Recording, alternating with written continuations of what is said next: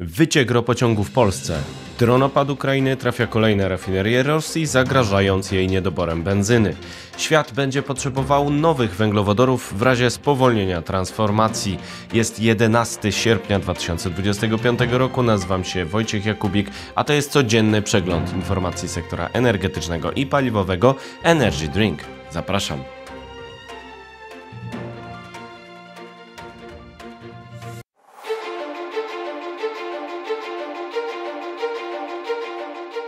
Partnerem kanału Energy Drink jest Orlen.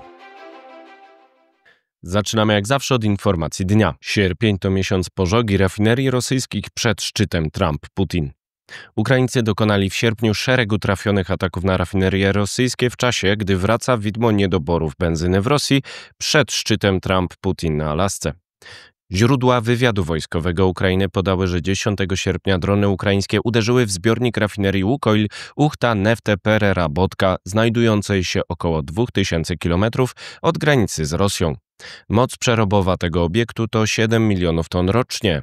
Tego samego dnia została trafiona rafineria Saratow o mocy przerobowej 7 milionów ton rocznie. Z kolei 7 sierpnia została zaatakowana rafineria Afipski o przerobie 6,25 milionów ton.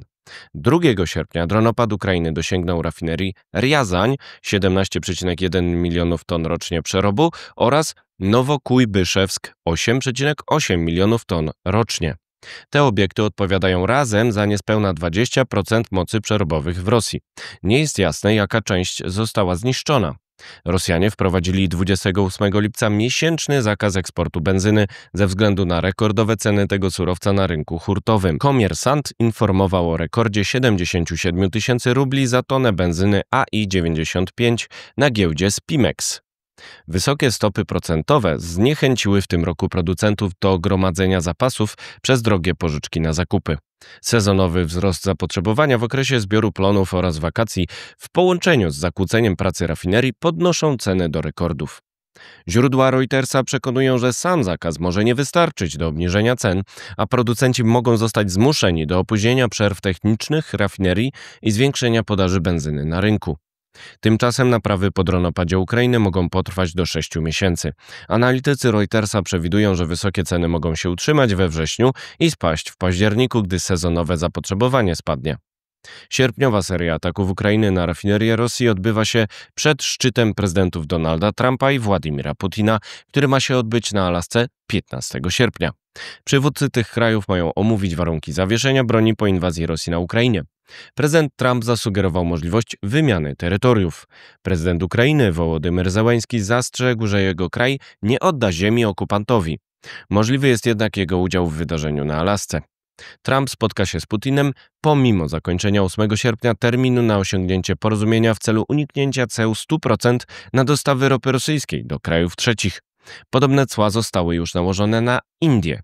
Dekret prezydenta USA z 6 sierpnia wprowadza cła 25% na zakupy ropy z Rosji przez Indię od 27 sierpnia. Trump zapowiedział wówczas dalsze działania tego typu, które dotąd nie nastąpiły. Co dalej? Ataki dronów ograniczają możliwość przerobu ropy w Rosji, ale dane na ten temat nie są przekazywane przez Rosjan, więc można polegać na szacunkach analityków oraz danych o rekordach cen na giełdzie rosyjskiej. Dronopad Ukrainy uzupełnia sankcje zachodnie w dziele ograniczenia potencjału militarnego Rosji, kontynuującej inwazję pomimo niespełnionych gruźb Donalda Trumpa. Spotkanie Trump-Putin na Alasce może nie przynieść zmian w tym obszarze. Według Wall Street Journal Ukraina i Unia Europejska odrzuciły pomysł wymiany terytoriów i przedstawiły USA kontrpropozycję zakładającą udział przedstawicieli unijnych w rozmowach na Alasce oraz wprowadzenie zawieszenia broni na sam początek. Warto podkreślić, że oddanie Rosji całego regionu Donbasu oznaczałoby zejście z ufortyfikowanych pozycji na tym obszarze i zaproszenie do dalszej inwazji rosyjskiej. Czas na pozostałe wieści, na początek z Polski. Recentralizacja energetyki. Według informacji Energy Drink resort energii zamierza ponownie scentralizować zarządzanie energetyką, ale los urzędu utworzonego w ramach Ministerstwa Przemysłu w Katowicach nie jest rozstrzygnięty. Dzień Energetyka w Bełchatowie odbędzie się z udziałem ministra energii Miłosza Motyki oraz prezesów PGE Dariusza Marca oraz PGE GIEK Jacka Kaczorowskiego. W tle są rozważania na temat budowy elektrowni jądrowej w miejsce węglowej.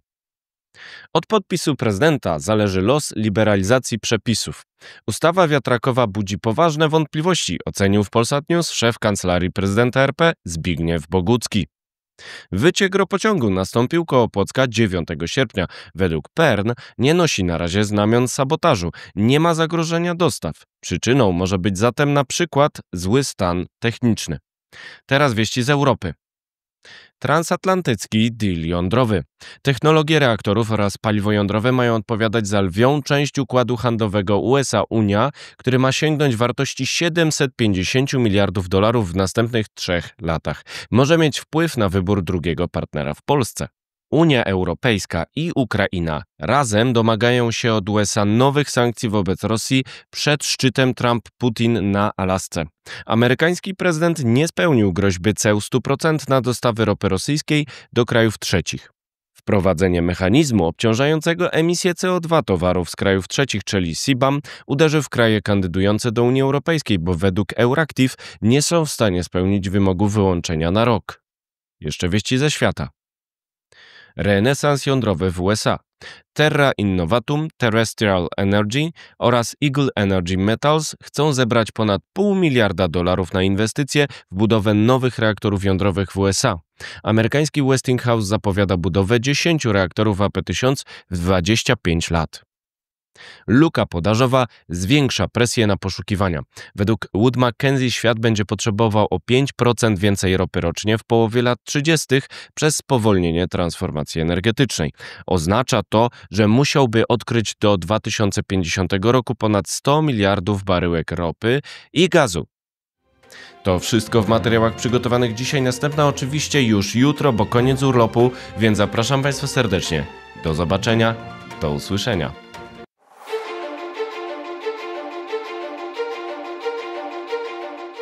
Partnerem kanału Energy Drink jest Orlen.